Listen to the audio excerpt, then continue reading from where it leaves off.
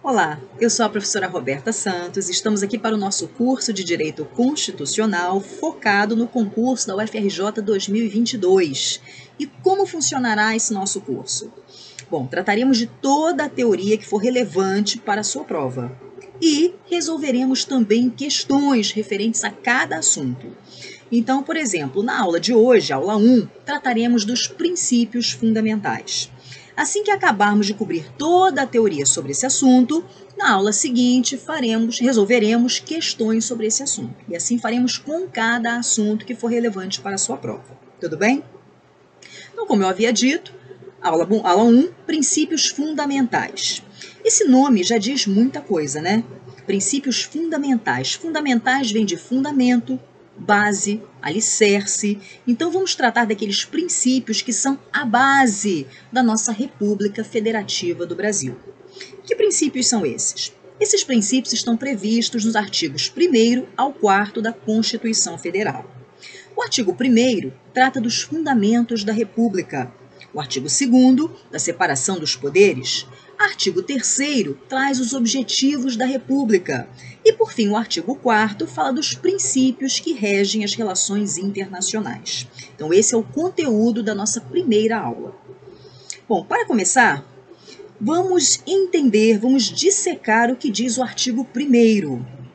O artigo 1º já traz muita informação. O artigo 1º, no seu caput, nos seus 5 incisos e no seu parágrafo único, traz muitas informações relevantes.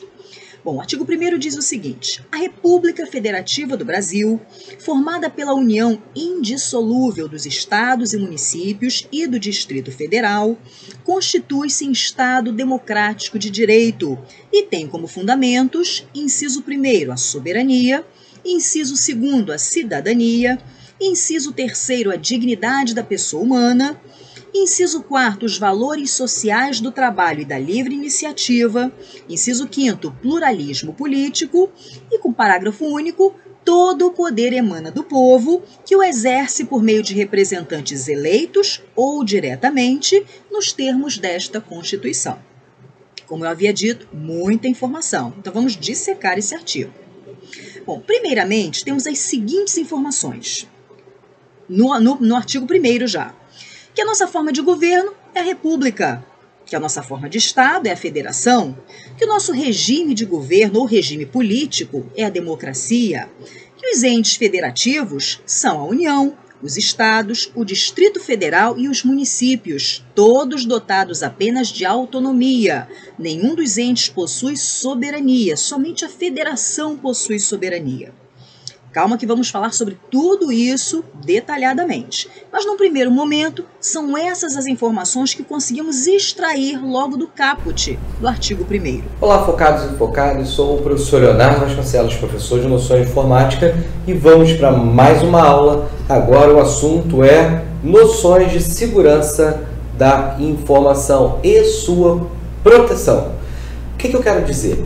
Esse primeiro bloco que eu vou mostrar para vocês é o conteúdo que eu vou falar. Eu dividi essa aula em 7 blocos teóricos, mais um bloco só com questões, todas as questões que a PR4 já cobrou em concursos anteriores, e mais um bloco com questões que outras bancas vieram cobrando sobre esse assunto.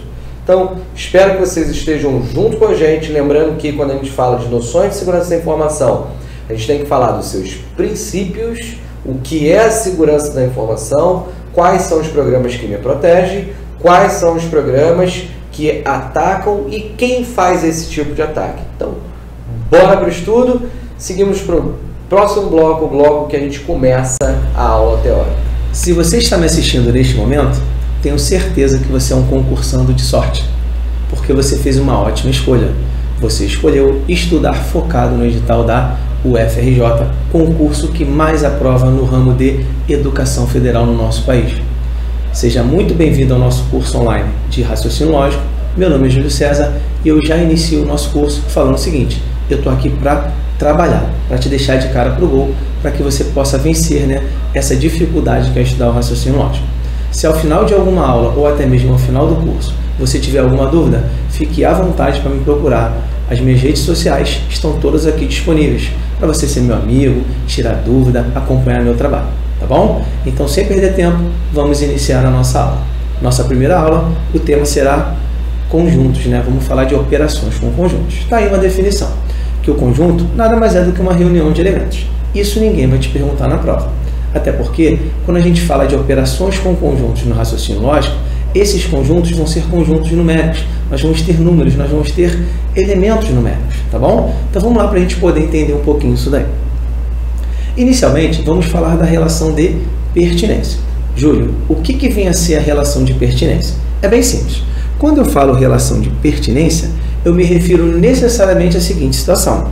A gente vai ter um elemento e esse elemento ele vai estar associado a um conjunto. Então, a relação de pertinência, ela sempre relaciona elemento para conjunto. Esse é o primeiro detalhe.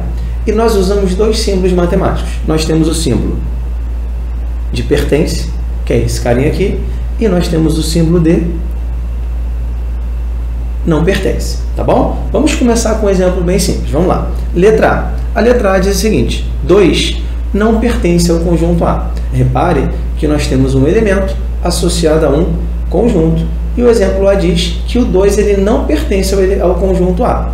Galera, não tem segredo, é bem simples. Eu vou olhar para o conjunto A. Repare que o 2 ele está aqui, ó, ele é visível. Ele é um elemento do conjunto A. Então, simplesmente, essa primeira afirmação ela é falsa.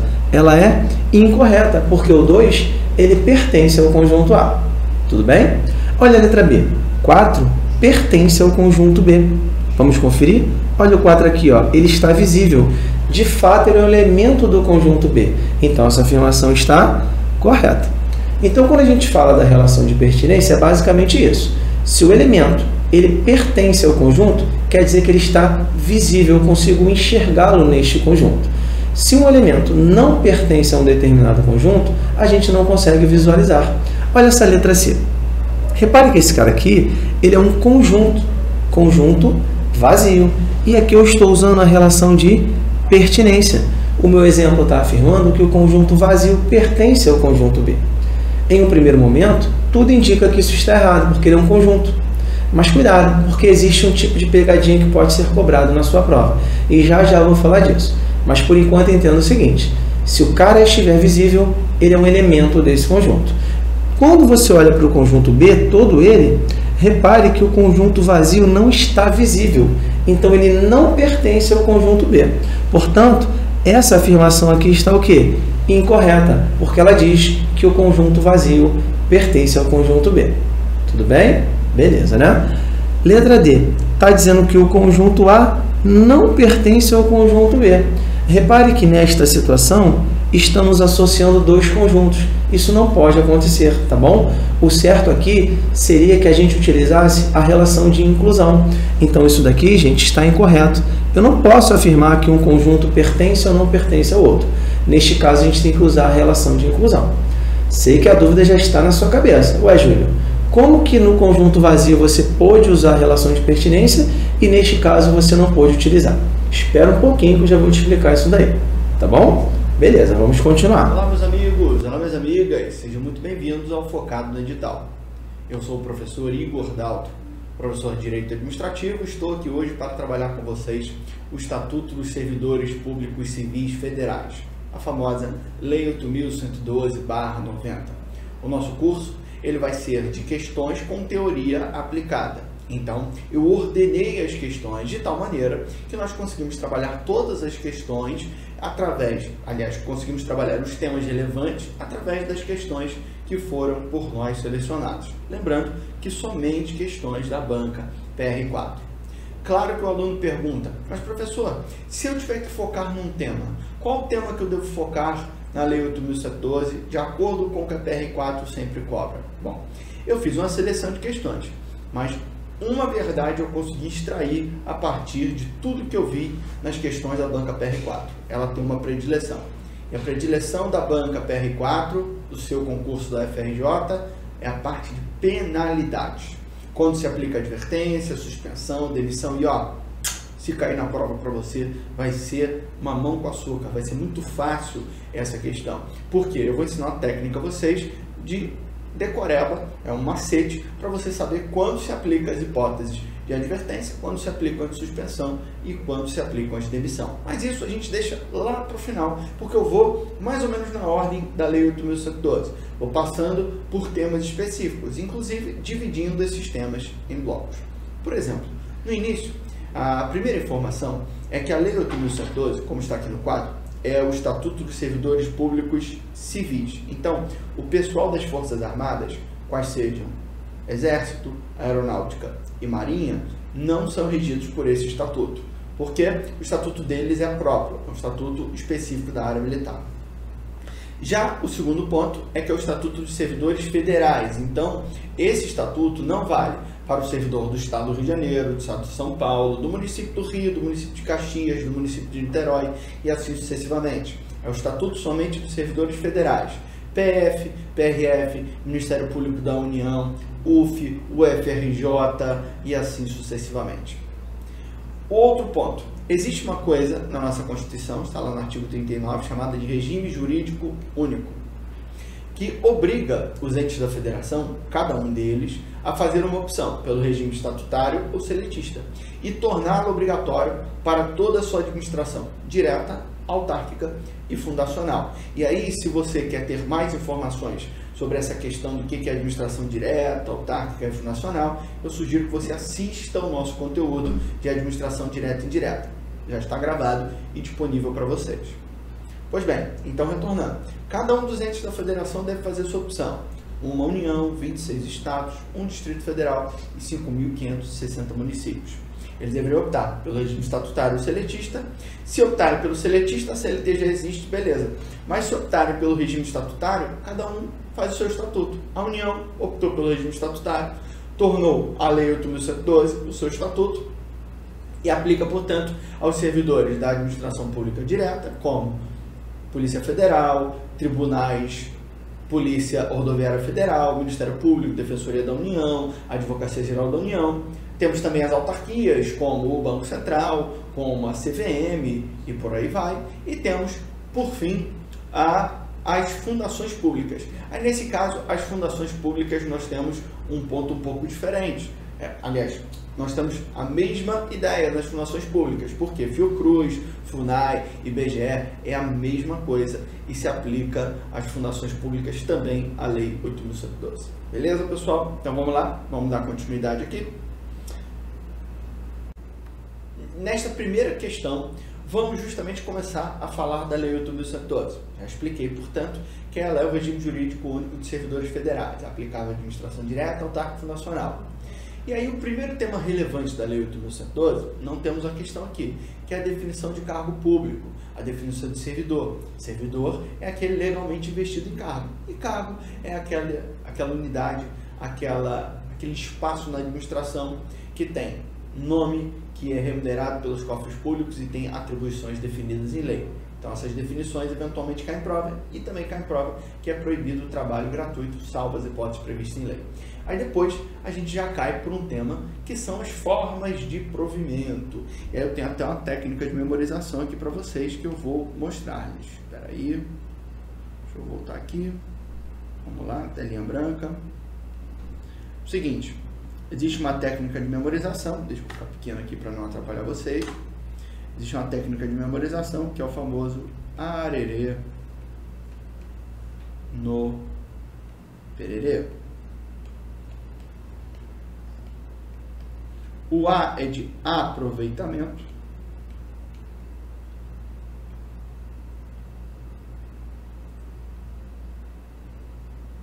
Aproveitamento. O Re é de readaptação.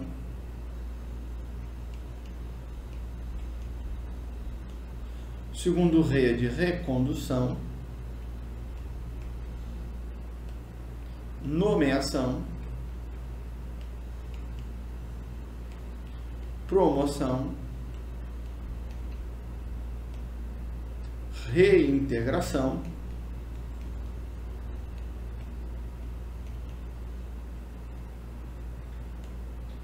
E por último, reversão. E aí nós temos as 7 formas de provimento da Lei 8.112.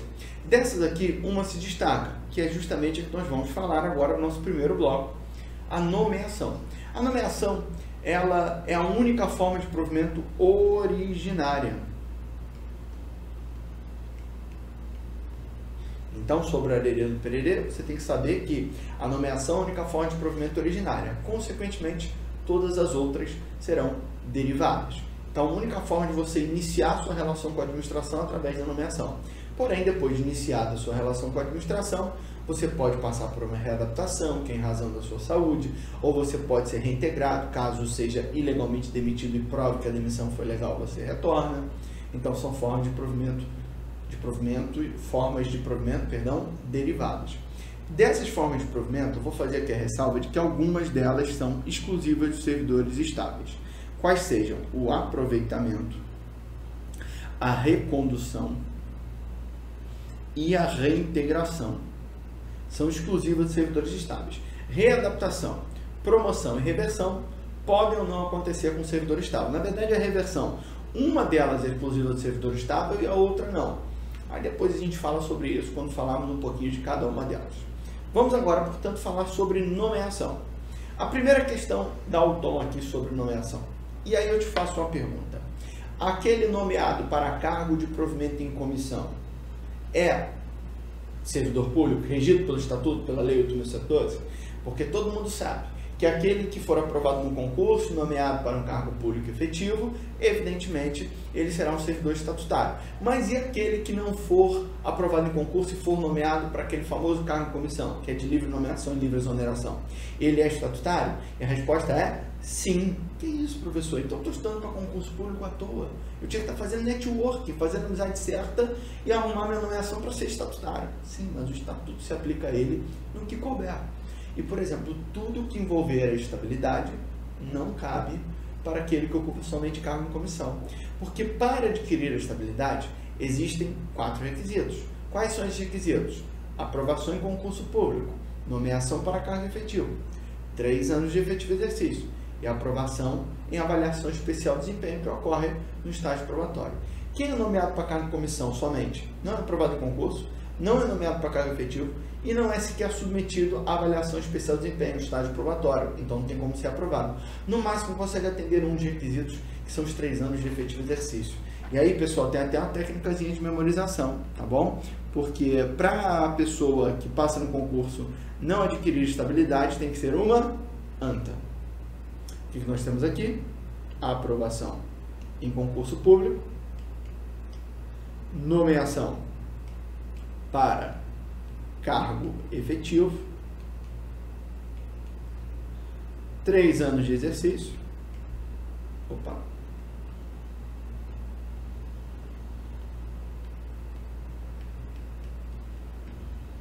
e a aprovação em avaliação especial de desempenho, tá certo? Que é, essa avaliação ocorre no período chamado de estágio probatório. Ok? Não estou na frente, beleza. Então, só não adquire estabilidade quem for uma ANTA. Você tem aí os 4 requisitos para a aquisição. E aí, concurseiro focado? Preparado? Vamos corrigir mais uma prova da PR4, a banca que vai organizar o seu concurso? Então, essa prova que nós vamos corrigir agora, ela é um pouquinho diferente do padrão PR4. É prova da PR4, só que é uma prova de nível médio em que nós vamos pegar questões mais objetivas, mas é sempre interessante para nós vermos a abordagem da PR4. Ah, Rian, mas aí o nível da questão não é mais fácil, o nível não é um pouquinho mais baixo? Gente, o importante é a gente entender de que forma a PR4 cobra os assuntos e, mais do que isso, sobre que assuntos ela pode falar. Então, nesse caso, é importante a gente corrigir provas de diferentes níveis para que nós conheçamos exatamente a abordagem da banca. Vamos às questões. A primeira questão diz o seguinte, aí, prova do concurso de assistente de alunos de 2017. Vamos lá? O texto Discreta Primavera, de Fernanda Torres, é uma crônica.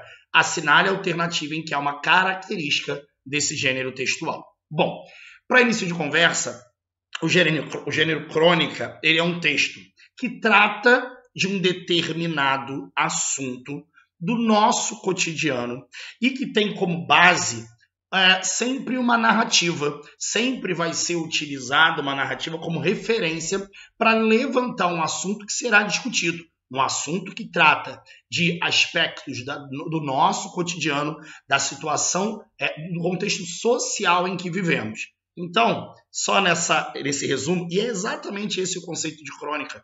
É um texto que trata de assuntos do cotidiano, do meio social em que vivemos, baseado em experiências que são apresentadas em forma de narrativa e, posteriormente, são tratadas de maneira argumentativa. O texto Discreta Primavera, de Fernanda Torres, é uma crônica. A cenário alternativo, em que é uma característica desse gênero textual, apresenta linguagem formal, não, pelo contrário, como é um texto que normalmente faz uma crítica ao contexto social, muitas vezes o cronista ele se aproxima de uma linguagem mais informal para envolver mais facilmente o leitor, inserindo esse leitor nesse contexto, porque uma linguagem informal é muito mais interessante. Há predomínio de termos denotativos, ou seja, linguagem objetiva. Não, gente. Um texto, uma crônica, usa muitos aspectos conotativos, muitas linguagens figuradas, principalmente a ironia. É um texto normalmente que utiliza muito de humor, também, isso não é uma regra, mas tem essa característica de usar muito humor, principalmente na hora de ser crítico, né, acerca dos fatos do cotidiano. Então, termos denotativos não é algo muito tradicional em textos de crônica, né? Aborda aspectos da vida social e cotidiana, como eu já tinha conceituado, né, gente? É claro que a resposta é a letra C.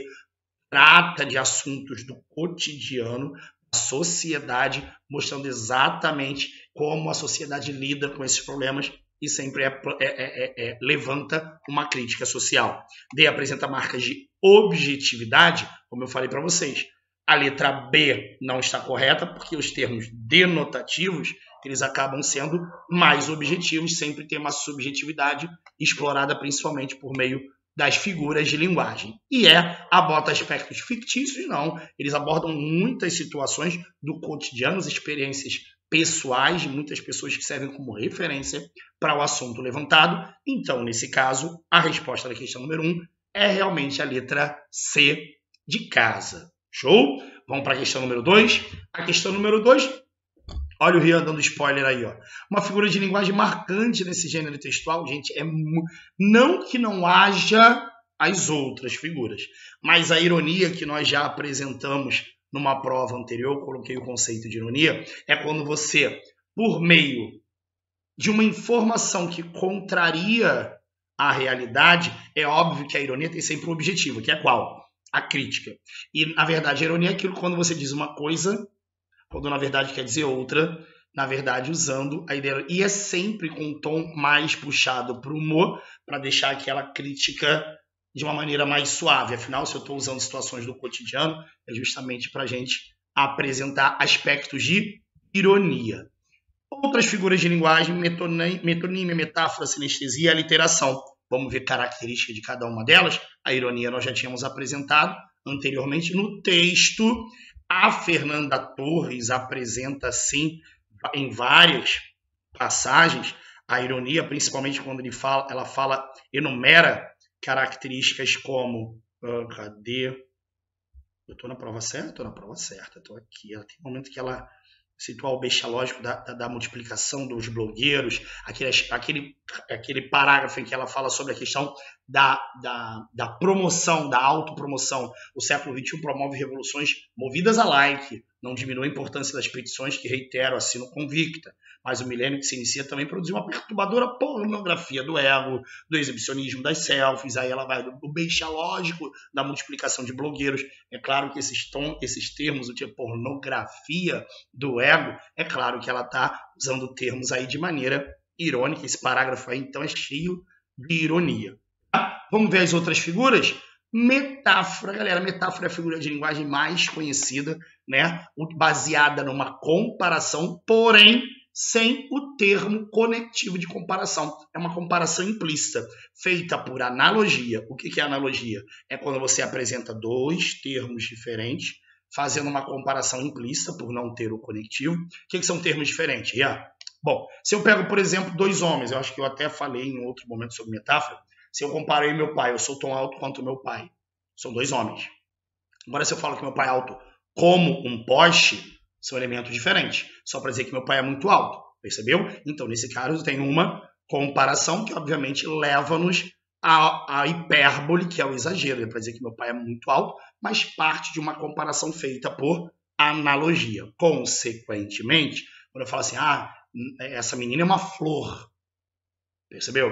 Completamente semelhante, e atribuindo à menina alguma característica que pode se retirar da flor, algo como sensível, delicada, cheirosa, bonita, e assim vai.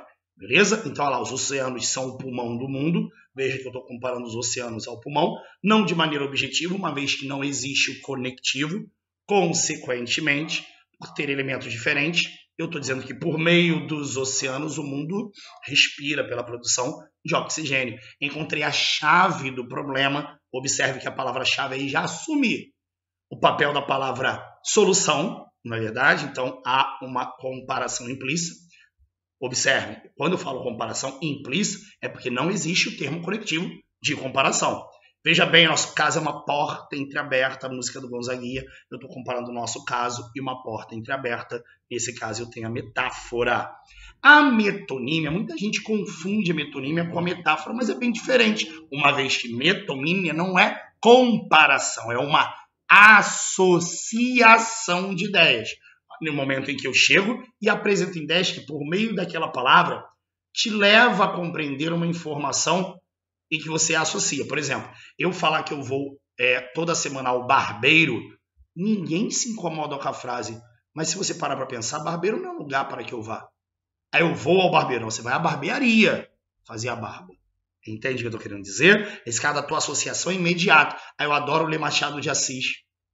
Ler Machado ou ler a obra do Machado? Veja que eu estou falando que eu li uma pessoa, gente. Você lê a obra da pessoa, mas a associação não é imediata. É a metonímia. Aí tem vários exemplos. Lê Jorge Amado, você lê o autor ou a obra? Você lê a obra. Ir ao barbeiro, você não vai ao barbeiro, você vai à barbearia. Bebi 2 copos de leite, eu imagino que beber copo machuque. Percebeu? Não estou bebendo o copo, mas sim o conteúdo do copo. Ser o Judas da turma, que é a pessoa que representa a classe. Nesse caso, ser Judas é ser uma pessoa traidora. Completou 10 primaveras, parece que pulou o verão, outono e inverno, né? Não é bem assim. Primavera representa o ano, período representa o ano. O brasileiro é malandro, olha o singular representando o plural. O singular ou brasileiro não é uma pessoa só, mas sim todo o povo. E um dos casos mais famosos que é o das marcas, né, gente? Gillette, Xerox,